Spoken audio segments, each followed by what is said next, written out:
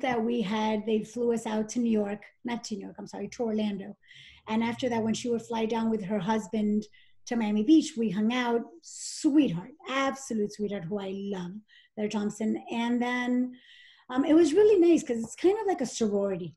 Because sometimes you know of each other, you follow each other on the shows, but no one has ever introduced you. And I was in LA filming a TV show in the Hispanic market. And I decided to go to Villa Blanca, which is Lisa Vanderpump's restaurant. And when I got there, I went there with Mauricio's from Beverly Hills, Kyle's husband's, who we had a mutual friend in Miami. My publicist is actually friends with her because she's also Mexican. She goes, my gosh, you have to meet her. You're going to love her. We hit it off immediately. And we became friends and we're like, oh, let's go. She had never been to the restaurant either. I'm like, let's go. I want to see the restaurant. It looks so beautiful on the show. Let's go. We'll have dinner there. So we show up to dinner and I get there and Lisa was a doll. She literally, from the moment I walk in, happened to be in the front. She recognized me right away. She was like, oh, Ken, darling, look, it's Karent from Miami. And I'm like, wow, she knows who I am. Because I admired her. I thought she was such a beautiful woman and so classy and elegant. And I was like, you know each other. And she was an absolute doll.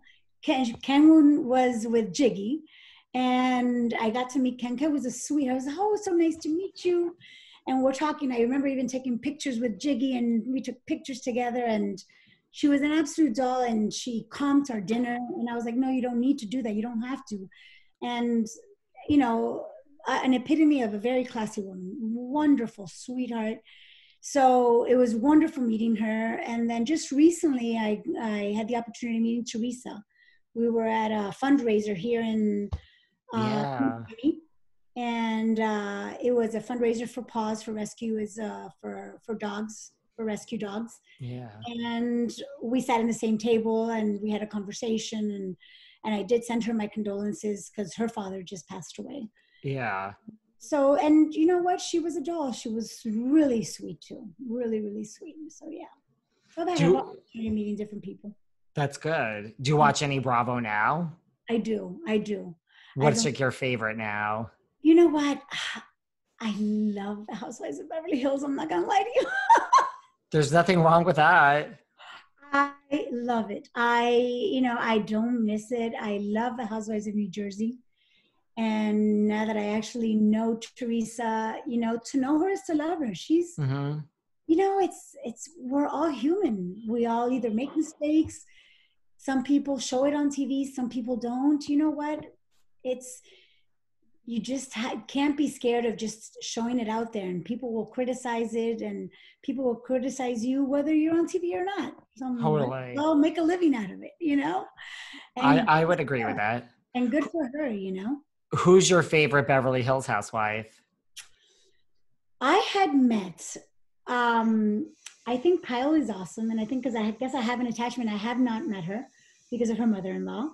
But I had met Lisa Rinna about 5 or 6 years ago. I was invited to an Oscar party at the Beverly Hills Hotel. And a lot of celebrities went to that party. And this is before Lisa Rinna was even a housewife. And so we're at the event, and I'll never forget, I can't remember his name, even the guy that used to be the Incredible Hulk back when I was little. Lou Ferrigno? Lou Ferrigno was there. I remember I took a picture with him. I was like, oh my gosh, you were like a major star.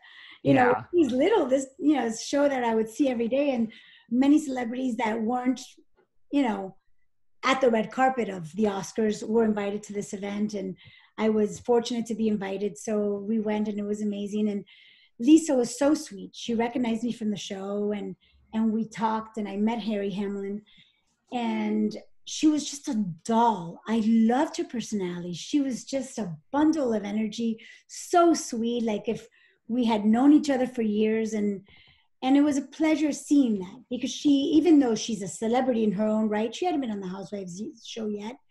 And she's definitely more of a celebrity than a reality star is. Right. And so the fact that she recognized me and wasn't, a diva saying, oh, you're just a reality star, right? You're a celebrity. She was a doll, absolute doll.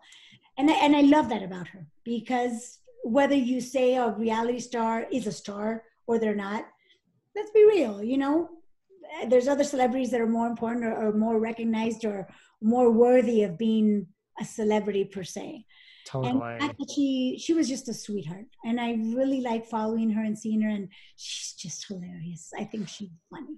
She's very funny, very funny. Like, her Instagram is unbelievable. It really is. She's a doll, and she lives through real life, situations with her daughters, and yeah, and like she says, she's not afraid to bring it out there. It's reality, and hopefully a viewer will relate and understand and somehow feel that they're not alone, because look, this is reality. This is what goes on, and we're not perfect. And neither are our children, and they make mistakes, and you just go on. So, yeah. That's true. Is there anything else you want us to know? Anything else you want to leave us? You're part of the whole dress, the donated dress for COVID. Yes, I definitely donated one of the dresses, and that's why I had been so much in touch with Anna. Anna reached out to Joanna and myself, and, like I said, we didn't hesitate. We're like, whatever, absolutely. Let's do this. Let's help. And, whatever, any little grain of sand that you can do to help in the situation, which is so uncertain of what we're living right now, why not? And I commend Anna for being a spearheader in this. It was Anna's thought. It really was. And I commend her. I applaud her for doing it. And I think kudos to her that she thought about doing this. So I think it's great. It's a great idea. She called me and she was like, well, you speak to everyone all day. You need to help me kind of find some of these people. Sure. And I'm like, whatever you need. Yeah. It's just for such a great cause. Absolutely. Absolutely. So that's great that you donated. So is there anything else you want to leave us with before we go? Do you feel like we covered everything? Yeah, I think we covered everything. You know what? It's about life continuing even after Housewives and growing up. And I hope everyone learns something from it.